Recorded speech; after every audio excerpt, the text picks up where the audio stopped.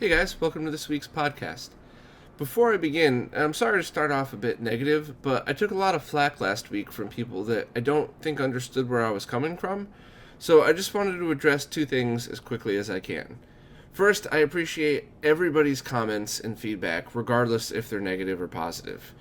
I feel like everybody in the retro gaming community should have a voice in these discussions, and it doesn't really matter, as long as you're contributing in some way. The only thing, two things to remember is if your comments are rude, you're probably going to get rude responses, just like in life. And the only comments at all that I won't tolerate is anything hateful. So we had somebody a couple weeks ago posting stuff like that, and I banned him and deleted him immediately. And last week I thought somebody was going down the same road, but I misunderstood, and that wasn't it at all. Sorry, dude, for that one. But my point is, don't ever hesitate to post your opinion, whether it's positive or negative. And as long as it's not hateful, it'll never get deleted. The only thing, though, obviously, generally speaking in life, if your posts are filled with profanity and anger, regardless if they're positive or negative, they're not going to be taken as seriously as, well-written ones or things that are more thought out, I guess. But do whatever you'd like, either way. Next, as you'd expect, I need to address the badass elephant in the room. Many people were upset that I wasn't harder on Michael, and kind of accused me of just blindly taking his side. But I want to remind everybody that this podcast and my website should be considered neutral ground. Like Switzerland, but fatter. But I want these roundups to be a way to connect developers and the news around their products directly to the retro gaming community.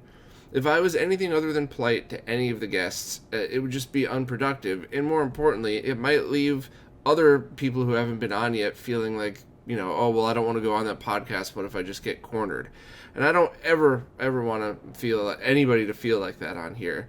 And in fact, the only people I bash publicly ever are people that I truly believe have wronged us intentionally.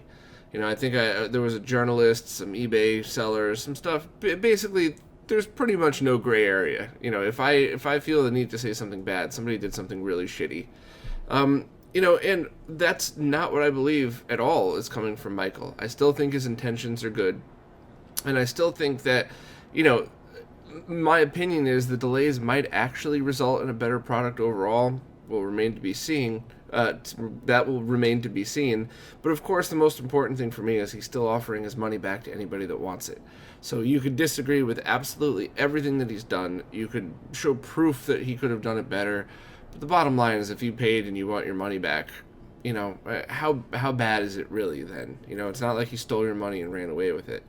The one thing I'll admit, though, is I was a bit annoyed when he made a negative comment about some other solution prototype, which is it's kind of strange for him to do that when he himself doesn't have anything to show, including a prototype for it. But, that's kind of just his personality. He likes to poke and prod at the people around him, and at least in my interaction with him, he doesn't mind when people poke back. So it's not like he's, sitting on top of a mountain saying he's the greatest, screw everybody else. If you go back and tease him, it's all open playing ground for him. So, it would be easier for everybody if we were all just nice to each other, but that's not how life works. And, whatever, I'm cool with all of that.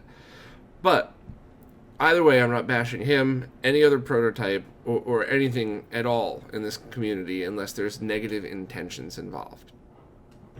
So, here's a quick recap of the GameCube VideoX status. So this is like the too long don't read from last week. Anyone that wants their money back can do so anytime for any reason, period. He claims that he's less than a week from having his website up so people can confirm their order and decide which version of the product they'd like. He says he's under 2 weeks away from shipping do-it-yourself kits and starting the process of accepting consoles for his own installation of it. And lastly, he claims the external version's about 2 months away. Now, I personally think that 2 months is a bit ambitious for the external version, but I'm just relaying the information, so don't shoot the messenger. Also, as far as I'm concerned, as long as he hits the target dates for the do-it-yourself and internal installations, as well as keeps everybody updated with regular Twitter or even Twitch updates of his external version, then he's welcome back on the podcast at any time. You guys can get as mad as you want, but as long as I guess the only complaints that I really have is, should he have handled late February till now the way he did? Maybe he should have, maybe he shouldn't. it's really, it's up to him and you guys to decide. But everything up until then certainly wasn't his fault. I don't think anybody really denies that.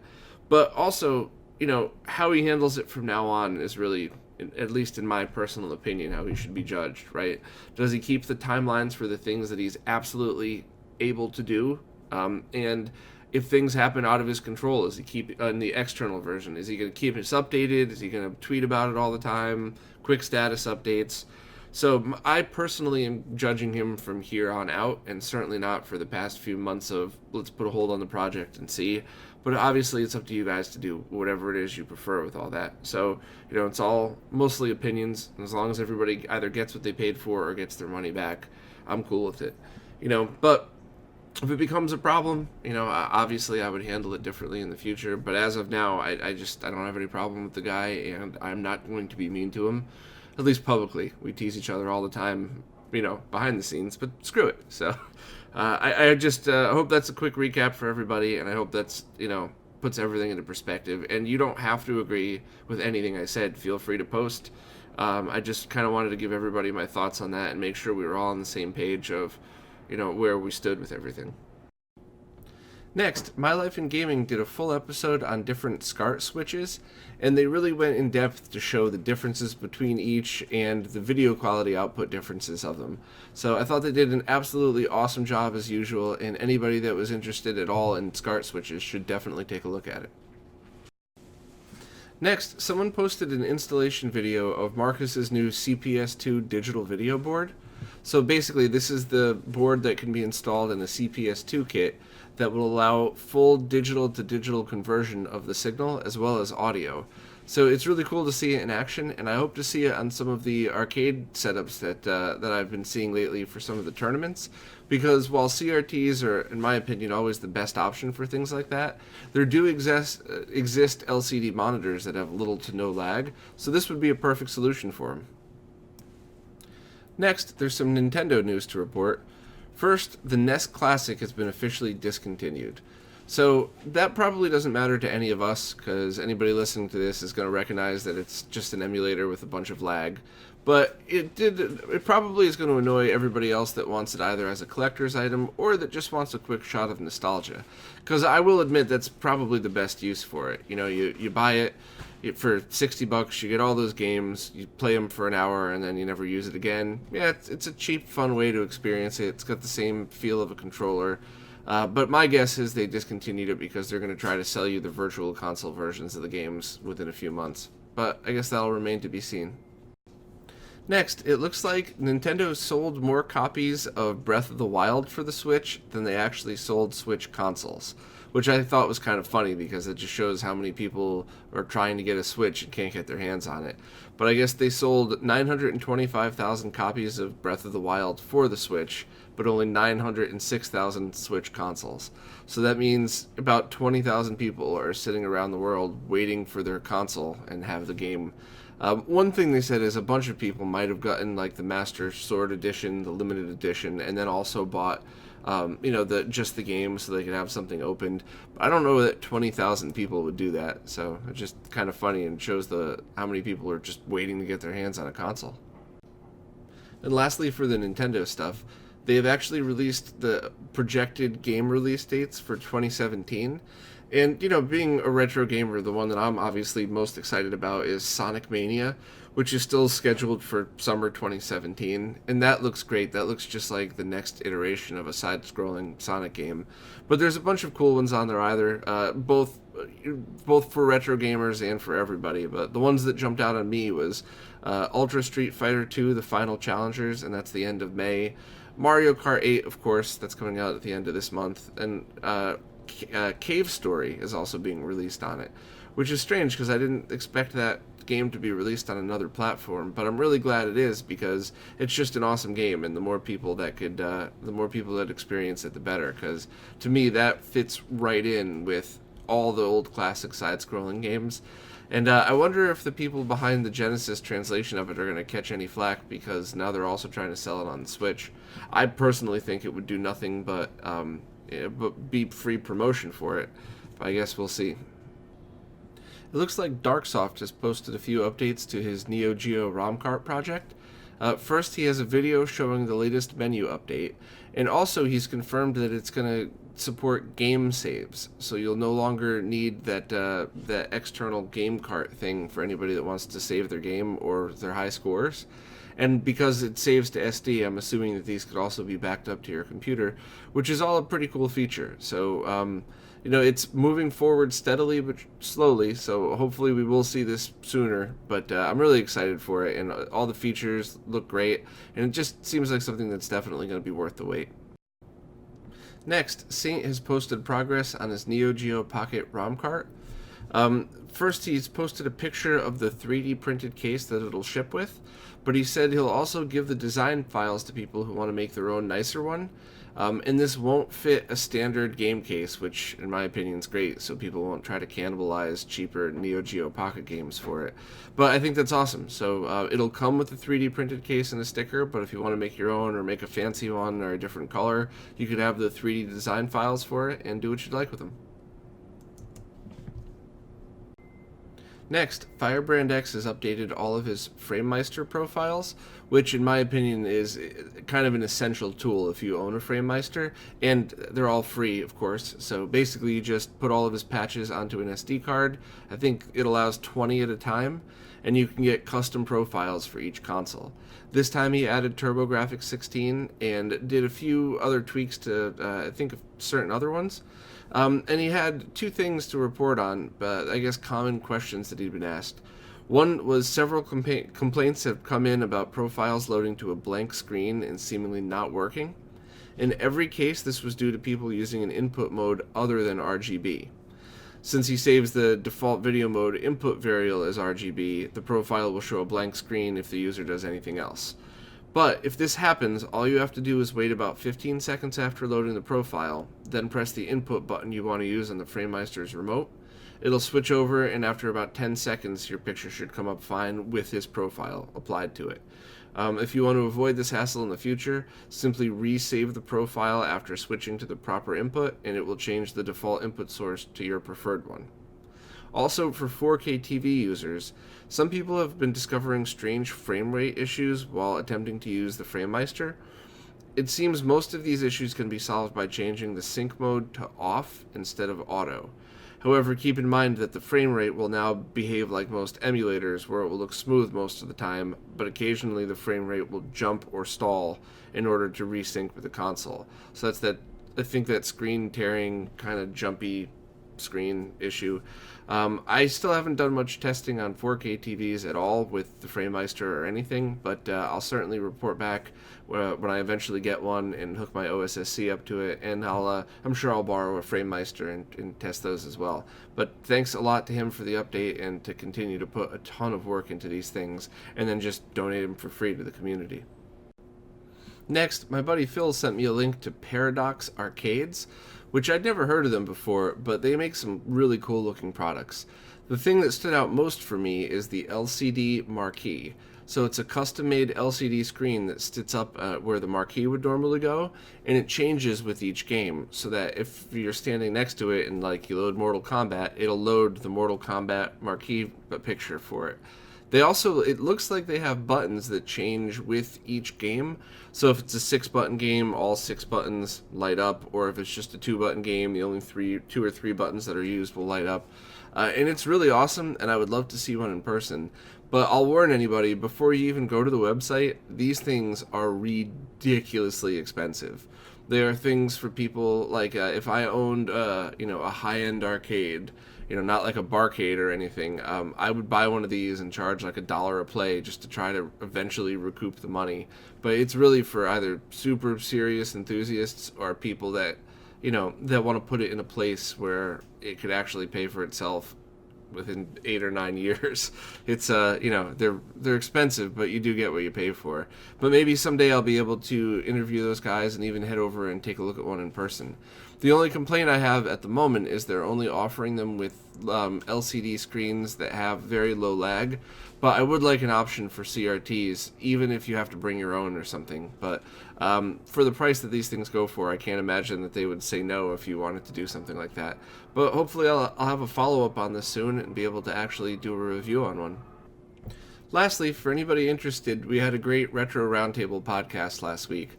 This one went pretty long, but nobody seemed to mind, and we didn't seem to lose any live viewers as we were going. So thanks so much to anybody who watched and participated. And if you wasn't in your time zone, or if you didn't get a chance to see it live, it is still up on YouTube. And there was one moment where we were in the middle of a serious sync stripper discussion, and Voltar posted something stupid in the chat, and I absolutely lost my shit laughing. I had to cover up the camera and mute myself. So if anybody wants to point and laugh at me, there it is. Okay, on to the Q&A stuff. First, NeoZed1964 said that he recently got a scope and noticed that his Extron Crosspoint switch outputs TTL sync no matter what the voltage level of the sync that's put into it. He said he added a 470 ohm resistor in series on its output, and it gives him a 500 millivolt peak-to-peak signal, which falls into the spec. So he wanted to know if this was okay, which it is, because it does fall into the spec. And I found it really interesting, because I thought most Crosspoints actually had a 75 ohm switch on the back, and I guess not. So if any of you guys are using an Extron Crosspoint, I'm glad NeoZed brought this up. Definitely check it out and see. And if you do have the switch, you'll want it set to 75 ohm. And if not, maybe see if you could do what he did and just add a 470 ohm resistor in order to bring it down to proper levels. But I don't have a lot of experience with those because there's tons of them and tons of different models. But I'm glad we're keeping all this stuff, or we're paying attention, and hopefully I'll soon have a better way to compile all the information for these things. Next, a few people had actually asked what I thought about the SteelStick 64 project. And I guess that's the replacement analog stick for N64 controllers, kind of like the one I mentioned last week, but, different team going about it a different way. And I've actually never been able to see one, and I don't really have much more information. But as soon as they're available, I'll definitely try to get one. And, it's no secret the N64 isn't my favorite console, so I'm not sure if I would be the best person to test something like that. So I would just bring it down to one of the tournaments involving N64 and see if any of the guys there would be willing to test those two alternatives versus a mint condition original, and really get their feedback, because that, in my opinion, is much more important, because anybody that does any of the competitive gaming, while I would notice anything wrong with the SNES controller because it's my favorite and it's the one I use all the time, they would be the ones to know for an N64. So hopefully I'll get a chance to test one of those soon. Next, Schwink said some people have already gotten Unholy Night and reviews for it are bad. Poor frame rate, bare bones control and stages, and the only thing done right was the packaging and cart design. So I guess the one that I got to try must have been the final revision of it, and that's kind of disappointing because I was getting excited about a new SNES game that's never been available before. So, I would encourage anybody to try it if you have the ability to, but I guess this is just going to be one of those fun collector's items that not many people end up actually playing. And lastly, Sammy SNES wanted me to clear up some of the confusion behind Sync on Green for the PS2. And basically, I guess the confusion is that because I recommend Sync on Luma cables for 240p and 480i RGB SCART, that people thought that those were required for Sync on Green, but they're two completely different things. For Sync on Green, your cable really doesn't matter. It's the target device and what the target device accepts, because Sync on Green is only 3 cables: red, green, which includes the sync, and blue. Whereas any kind of RGB SCART cable is red, green, blue, and sync. So I tried really hard to keep rewriting that section of the website so people would have a clearer understanding of what that is. I'm sorry, I know this is probably going to sound like a shitty thing to say, but I think the biggest problem is most people just skim the section, don't read it at all, and then just see my recommendation for the Sync on Luma cables and think that somehow has to do with it. So, I'm trying really hard to make all of this stuff easier to understand for everybody, but most people, you do have to spend the time to actually read through and get the info. But as always, anybody that has any suggestions on how I can make this more clear, please let me know and I will edit it. Well, that's it for this week. Sorry there was no interview. I just didn't have time to schedule one with a bunch of different projects I've been working on. Hopefully I'll be able to talk about a lot of those soon enough. But for now, as always, any comments or criticism are always welcome down below. I always like hearing from everybody, and I will see you guys next week.